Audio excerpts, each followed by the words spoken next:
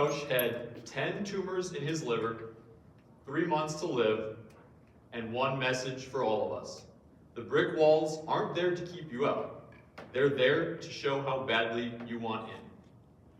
As stated on Carnegie Mellon University's website, Randy Pausch was a computer science professor at CMU who was diagnosed with terminal cancer in 2006. Given 3 to 6 months to live, he delivered the last lecture in September 2007 to a packed auditorium of 400 students.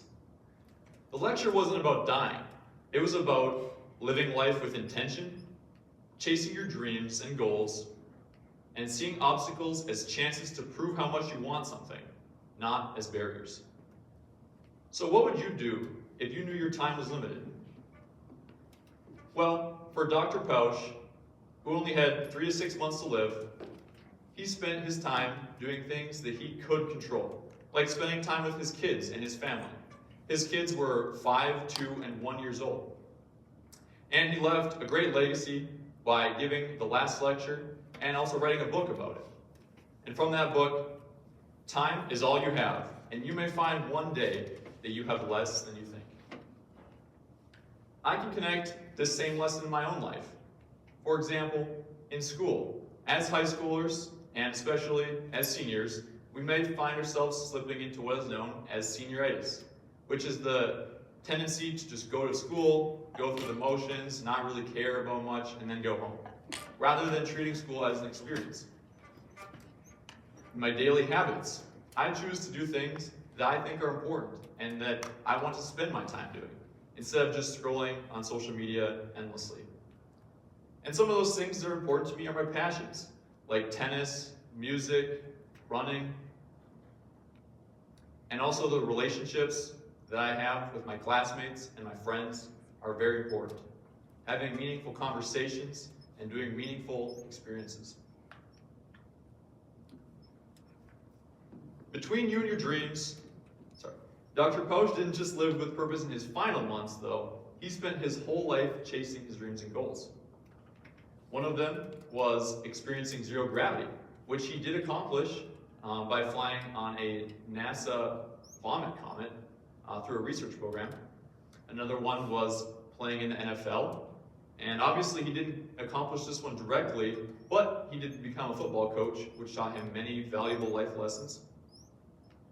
And lastly, being Captain Kirk from Star Trek was one of his dreams.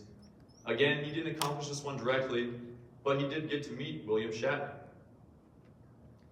He showed that, and he accomplished all these goals in a way. And he asks us, what did you want to do at age 8? Because he believes that dreams show passions and values in a person. Again, I can apply this same lesson to my own life. Ever since 8th grade, coding has been one of my interests, passions, and more recently, one of my dreams has been to work at a big AI company, like OpenAI or Anthropic. But I know that my path can change. Who knows where I'll be working in 10 years? And when one door closes, another one opens. For example, if I don't get into one college, that doesn't mean that there aren't good opportunities at other colleges. Dr. Pausch frequently uses the concept of head fakes, which is learning one thing while you think you're learning another. In my own life, I've experienced this through tennis. While I do learn the technical skills at tennis and the technique, I also learn how to communicate, how to be a good team member, and resilience. Between you and your dreams, there's usually a brick wall, and that's where Dr. Pausch's lesson comes in. Dr. Pausch was rejected from the Disney Imagineering team the first time he applied. But he didn't give up. He kept building his skills, and he found another way in, through a VR research program.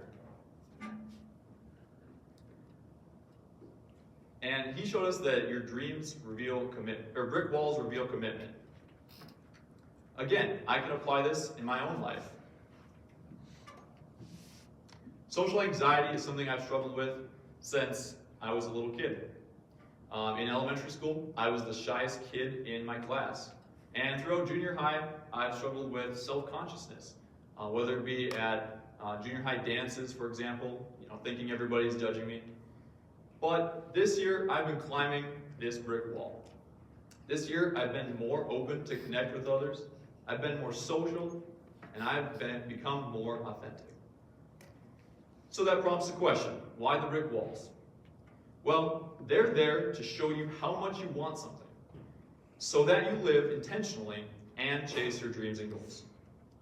In his lecture, Dr. Pausch said, it's not about how you achieve your dreams, it's about how you lead your life. So lead it. Chase your dreams. Climb your brick walls, and live like it matters, because it does.